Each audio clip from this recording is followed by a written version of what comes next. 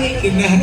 உங்க தங்கச்சி பார்த்த பார்வை மாயாண்டி சொடலையே பெருமை செஞ்சாச்சு. உங்க தங்கை பார்த்த பார்வை இப்படி ஒரு பெண்ணா ஒரு பிள்ளையா வந்து அவதரித்து நிக்கிறா. அவளை பூலோகத்துக்கு அனுப்பணும்னா நீங்க தான் வில் வடிக்கணும். வில் வடிக்கணும் அல்லவா என்று சொல்லி சரி மாயாண்டி சொடலைக்கு எம்பெருமான் கோபால கண்ணன் சரி அவர் வச்சிருக்காரே வில்லு. ஆமா வில்லு. என்ன வில்லு? வானவில்.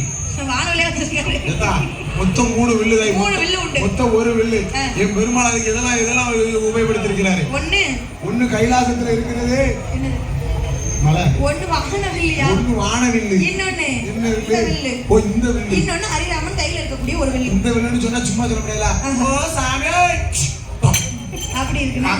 ஆமா ஆமா. ஒன்னு வானவில்லு, ரெண்டாவது வில்லு போருக்கு எடுத்துட்டு போறாங்களே அந்த வில்லு. இன்னொன்னு மூணாவதுன்னா ஹரிராமன் கையில வச்சிருப்பாரே என்ன வில்லு? அந்த வில்லு. சரி சீதைக்கு மனம் முடிக்கணும்னு சொல்லி வச்சிருந்தாரா? மொத்தம் 3 வில்லு. ஆமா. அப்ப ஹரிராமன் கையில இருக்கக்கூடிய வில்லை வளைத்து அதிலே இதுல 9 நவக்கிரகத்தை 9 மணியாக கோத்து போட்டு ஹரிராமனே மாயாண்டிக்கு நடுவுல வில்லு படிச்சிருக்காரு. மாயாண்டி சொடலையாண்டவருக்கு மாமா வில் வடிக்க மறுமவே ஜாமி ஆடணும். அழகா இருக்கும். அவரு அன்னைக்கு இருந்த இடத்துல தான் இன்னைக்கு நான் உட்கார்ந்திருக்கேன். குத்து வச்சிருக்கணும். கண்ணு இருந்த இடத்துல. அதனால போகும்போது வேண்டாம் தாய். எது நான் கூப்பிடுறத நான் நேர்ந்து விடுவேன். ஒரு ஆத்தா பசு பிடிச்சு வீட்டுக்கு வருவா.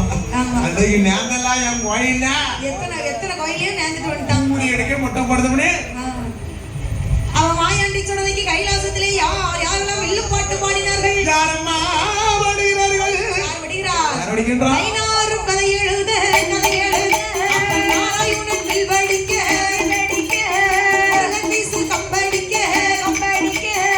தோழரன் குடமடிக்க கணபதியும் கட்டை போட பெருமாரும் தாளம் போட படிய கைலாசத்தில்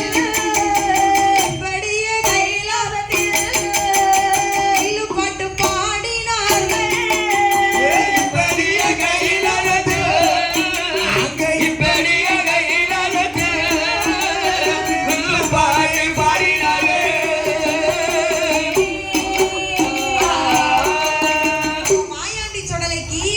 முதல்ல சாஸ்தாங்கத வில்லு பாட்டு பாடணுமே. ஆமா அதுதான் யாவடி கேட்கணும். ஐயன் வந்து பறக்கணும். மத்த சாமி எல்லாம் சரி நீயும் நானும் சரி மத்த சாமியும் சரி ஆணுக்கும் பெண்ணுக்கும் பிறந்ததுதான் மத்த சாமி.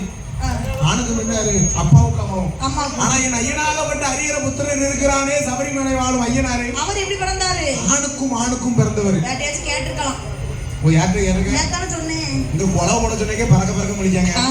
அதனால ஆணுக்கும் பிறந்ததான் அரியர புத்திரன். ஹரிக்கும் சிவனுக்கும் பிறந்தவர் தர்மசாஸ்தா. அவர்தான் ஐயனார். அவர்தான் குடிகளப்புன்னு சொன்னா அவர் ஐயனார அழைச்சோம்னு சொன்னா மற்ற தெய்வங்கள் எல்லாம் சகல ஆலயத்துக்கு வருமா. எவ்வளவு பெரிய கோயிலா இருக்கட்டுமே ஐயனார் வந்து பிறந்தா தான் எல்லா தெய்வமும் வருமா. மணமகளும் தான் வரும்னு சொல்லி அதனால நாராயணன் சித்திரபுத்திரன் கதை எழுத